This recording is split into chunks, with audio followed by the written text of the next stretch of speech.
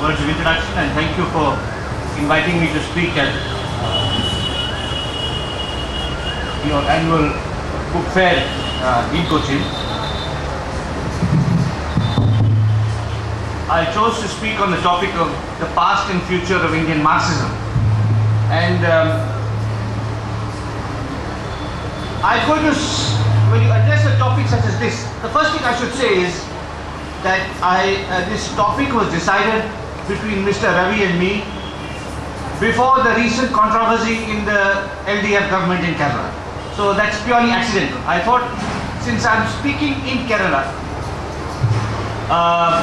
which is an epicenter of Indian Marxism, an intellectual center, a political center of Indian Marxism, and since I have had a lifelong engagement in Indian Marxism as a scholar, I'm not myself a Marxist.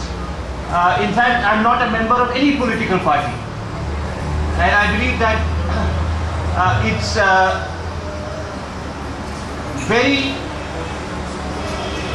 helpful for a writer not to be a member of any political party. I know there are writers who are clearly identified with one party or the other, but I don't fall in that camp. But I am a student of Indian Marxism. As a historian, as a citizen,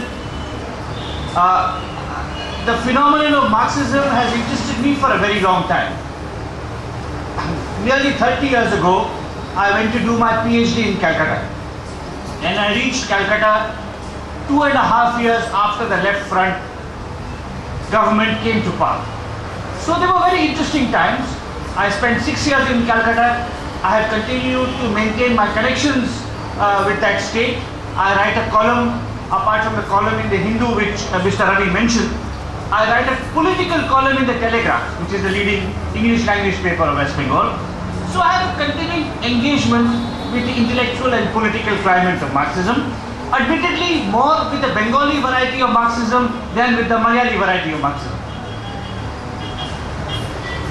Now,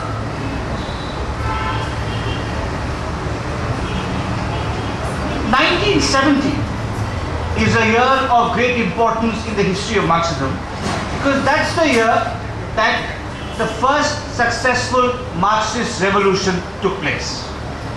1970 is also an important year in the history of Indian nationalism, because that's the year in which Mohandas Karamchand Gandhi organized his first satyagraha on Indian soil.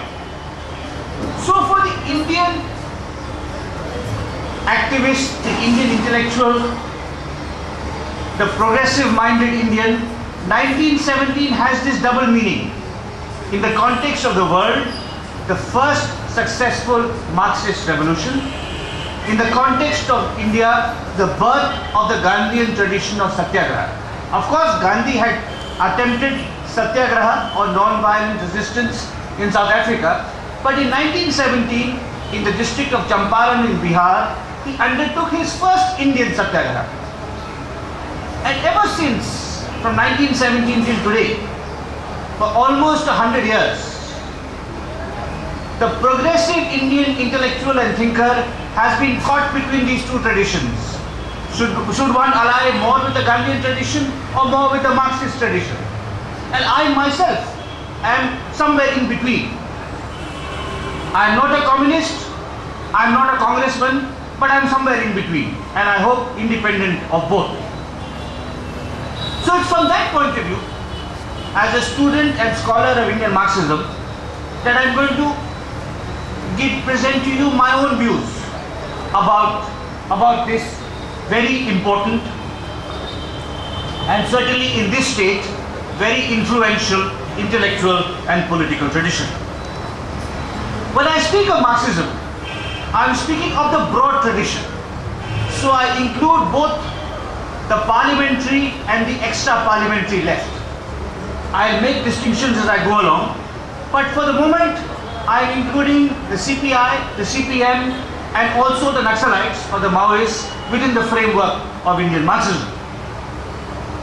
And I'm going to present to you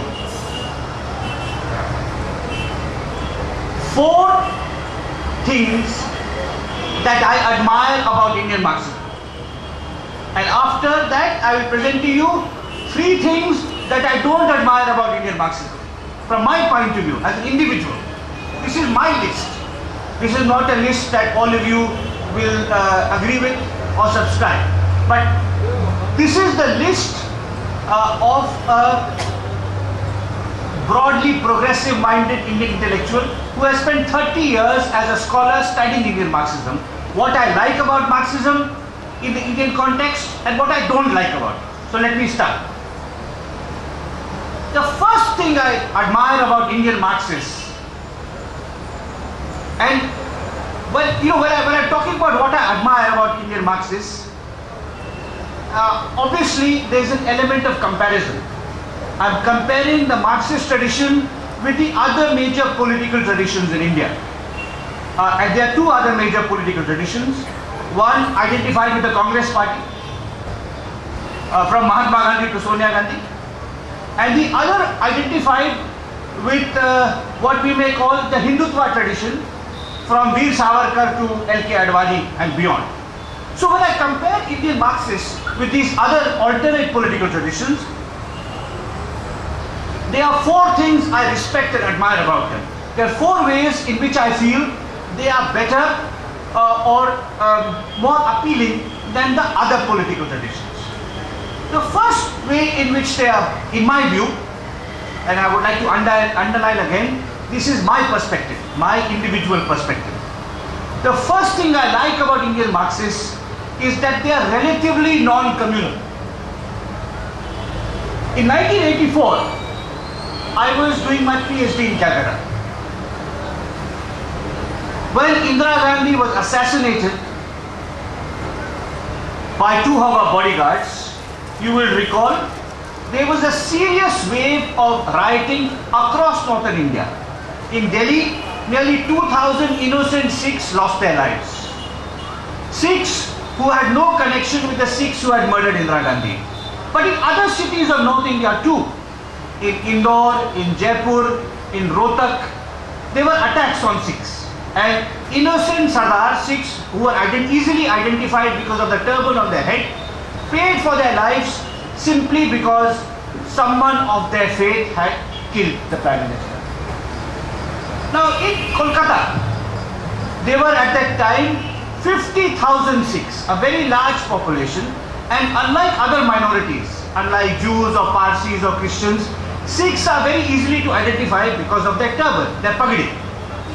And in Calcutta, they were well known because most of the taxi drivers were Sikhs. Now, the day Indira Gandhi was assassinated, Jyoti Basu, who was then the Chief Minister of West Bengal, was touring in the districts. He came back to Kolkata and he issued an instruction: not a single Sikh will be harmed.